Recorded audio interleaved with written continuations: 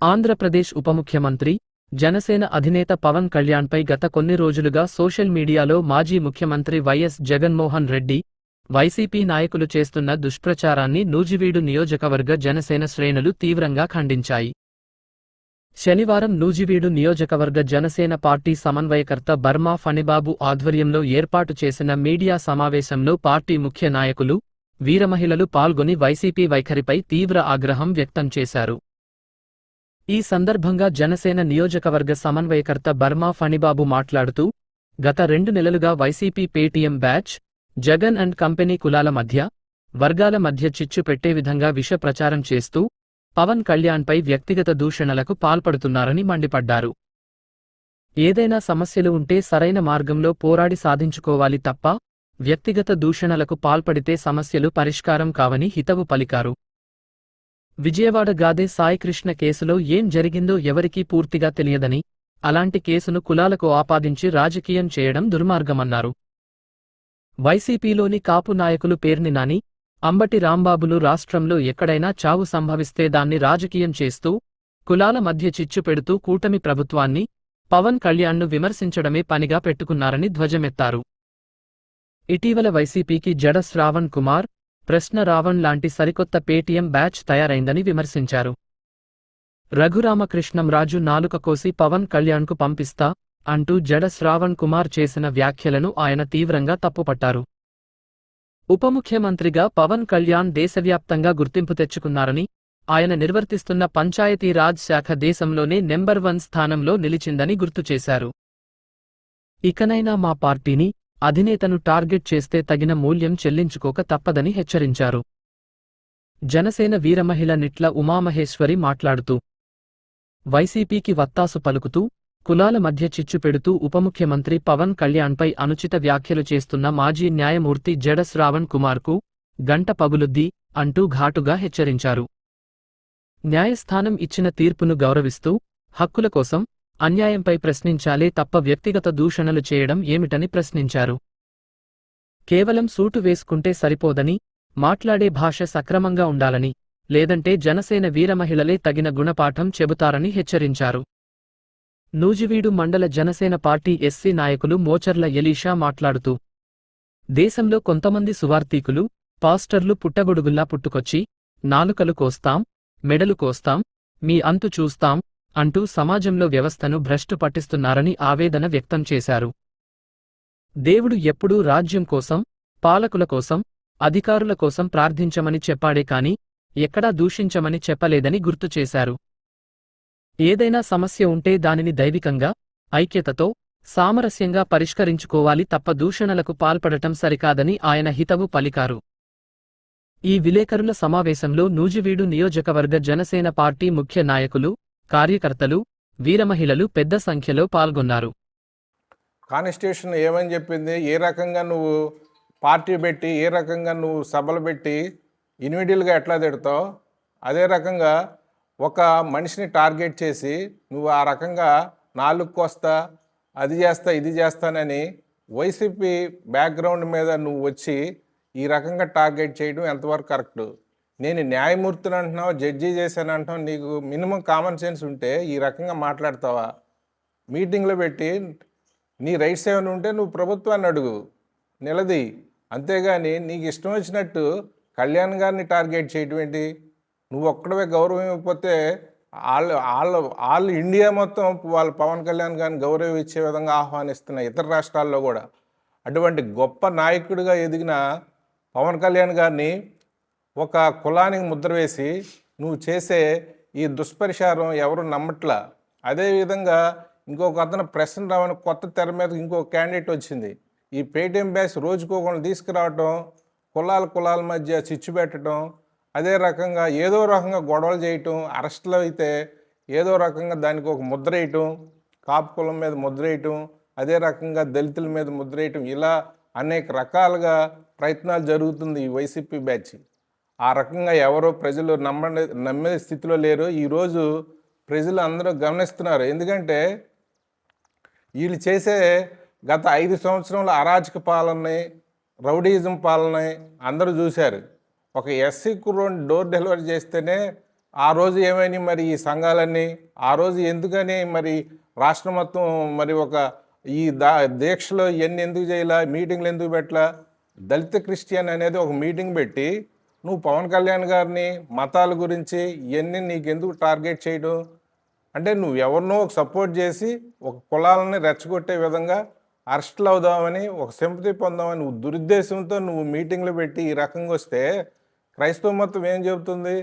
ఇప్పుడు నేను కూడా అన్ని మతాల గుళ్ళకి వెళ్తా. నేను క్రైస్తవ సహోదరులు నాకు కూడా ఉన్నారు. నేను కూడా చర్చికి వెళ్తా, నేను బైబిల్ చదువుతా, అన్ని టెంపుల్స్కి వెళ్తా. దాంట్లో ఏమైనా ఉంది? నిన్ను ఏమైనా తిట్టమని ఉందా బైబిల్లో? లేకపోతే ఏమన్నా దూషించమని ఉందా?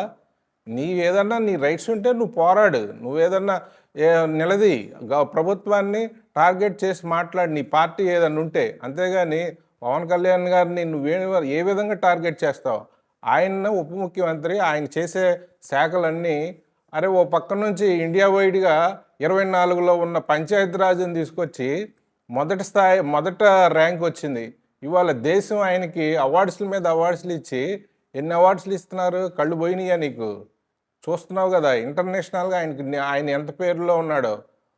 ఒక ప్రధానమంత్రి ఆయన్ని ఆయన సేవలు ఎట్లా ఇదని అన్ని మీటింగ్లో చెబుతున్నారు కదా. మరి అటువంటి నాయకుడిని నువ్వు ఇష్టం వచ్చినట్టు మాట్లాడితే ఆయన ఊరుకోవచ్చు, కానీ జనసేన నాయకులు కానీ వీర మహిళలు కానీ ఎవరు ఊరుకునే ప్రశ్నే లేదు. ఒకవేళ ఇదే రకంగా మళ్ళీ రిపీట్ అయితే ఇప్పుడు రోడ్ల మీద కాదు, ఈసారి ఇళ్ళకు వచ్చి కొడతారు. ఎందుకంటే అటువంటి లీడర్ని నువ్వు ఇష్టం వచ్చినట్టు మాట్లాడి, ఏకవచనంతో మాట్లాడి మీ ఇష్టం వచ్చినట్టు చేస్తున్నారు. ఇది కరెక్ట్ కాదు. కాపు నాయకులు కూడా కొంత గమనించాలి. కాపు సంఘం అంతా నాయకులందరికీ తెలుసు ఈ జనసేన పార్టీ ఏంటనేది. జనసేన పార్టీలో కాపు సంఘం అనేది వాళ్ళు చేసే ఆ నాయకులకి ఎంతవరకు న్యాయం చేస్తుందనేది తెలీదా?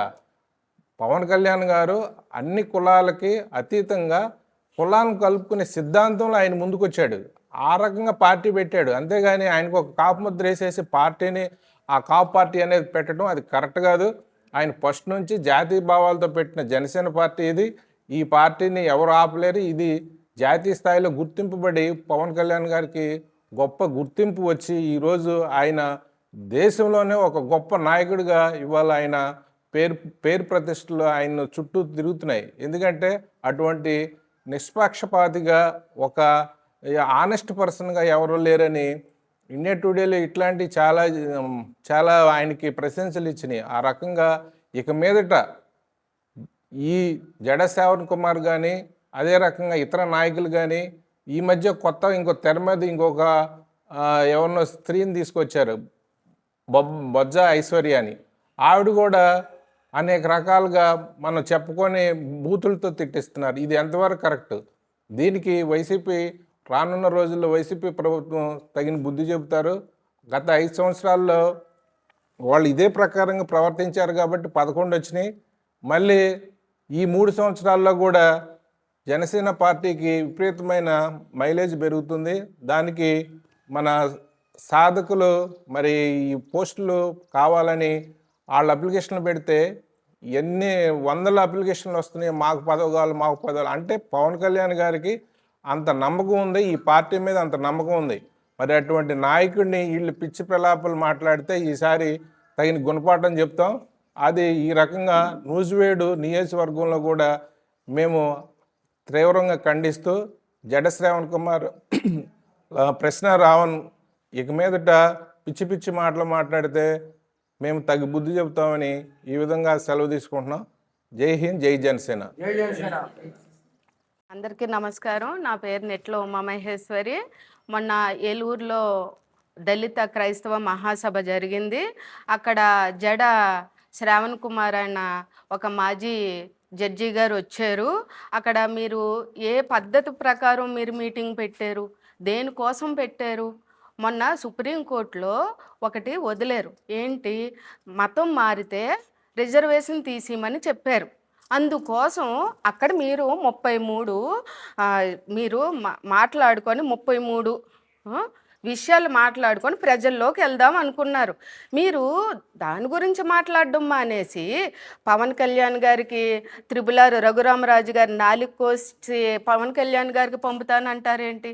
అసలుకి మీరు జడ్జి అయినా సూట్ వేసుకోగానే సరిపోదు శ్రావణ గారు, మీకు గంట పగలు కొడతాను. మీరు కానీ సరిగ్గా కానీ మాట్లాడకపోతే మేము ఊరుకునే ప్రసక్తే లేదు. మీరు వచ్చారు, మీరేం మాట్లాడారో అది మాట్లాడుకొని వెళ్ళండి. మీరు అది మతాలు కులాలు మీటింగులు కాదు, అది మీరు దేనికి వచ్చారో అది మాట్లాడుకొని వెళ్ళకపోతే జనసేన వీర మహిళల నుంచి నాయకుల నుంచి మీకు గంట పగలగొట్టి ఇంటికి పంపుతాం. జై జనసేన. నా పేరు ఎలీషా,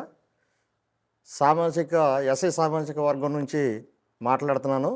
నేను సువార్థికుడినే, నూజివీడు జనసేన పార్టీ సభ్యుడిగా కూడా ఉన్నాను. విషయం ఏంటంటే, ఈ మధ్యకాలంలో సువార్థికులు అంటే క్రైస్తవులు అయ్యగారులు వీళ్ళంతా కూడా ఒక సెదల పుట్టలాగా పుట్టుకొచ్చేసి నాలుకలు కోస్తాం, మెడకాయలు కోస్తాం, లేకపోతే అంతులు చూస్తాం, ఈ విధమైనటువంటి మాటలు మాట్లాడి ఈ భారతదేశాన్ని నాశనం చేసే స్థితికి, అంటే ఏమి ఎరక్క మామూలుగా ఉన్నటువంటి వాళ్ళు కూడా నేర్చుకొని అందరూ ఒకళ్ళు జీవితాలను నాశనం చేసుకునేటువంటి స్థితిలో మాట్లాడుతున్నారు. దేవుడు ఎక్కడ అట్లా చెప్పలా. దేవుడు ఏం చెప్పాడంటే, వివేకం కలిగి దేవుడిని ఎతికివారు కలరేమనని దేవుడు ఆకాశం నుంచి చూసి నరులను పరిశీలిస్తున్నాడని చెప్పాడు. ఇంకోటి కూడా ఏం చెప్పాడంటే, రాజుల కొరకు అధికారుల కొరకు ప్రభుత్వం కొరకు యజ్ఞాపార్థన చేయమన్నాడు. ప్రభుత్వం మీద తిరగమనలా, ప్రభుత్వాన్ని తిట్టమనలా. ఎక్కడ కూడా ఏదన్నా ఉందంటే, మనం నీకు వచ్చిన సమస్య ఉందంటే దాన్ని ఏ విధంగా పరిష్కరించుకోవాలో ఆ విధంగా ఒక దైవికంగాను, లేకపోతే ఒక పెద్ద మనిషిగా, లేకపోతే ఒక యూనిట్గా మాట్లాడుకొని దాన్ని సాధించుకోవాలి. అంతే తప్ప ఈ విధమైనటువంటి మాటలు దేవుడు కూడా బాధపడేటువంటి మాటలు మాట్లాడి క్రైస్తవ్యాన్ని పాడు చేయటమే కాక, ఈ సమాజాన్ని పాడు చేయటమే కాక, ఎదటోళ్ళు నేర్చుకొని ఇక అందరూ కూడా చెడిపోయే విధానంలో మాట్లాడుతున్నారు. అది సరైన విధానం కాదు. మార్చుకోవాలి, మారు మనసు పొందాలి, మంచి అందరూ కూడా ఐక్యతగా సహోదరు ప్రేమగా ఉండాలని చెప్తూ నేను మామూలుగా మరొకసారి హెచ్చరించే చెప్తున్నాను. నేను దాన్ని సరిచేసుకొని సరైనటువంటి మార్గంలో ఉండాలని చెప్తూ నా మాటలని ముగిస్తాను. అందరికీ వందనాలు. జై జనసేన.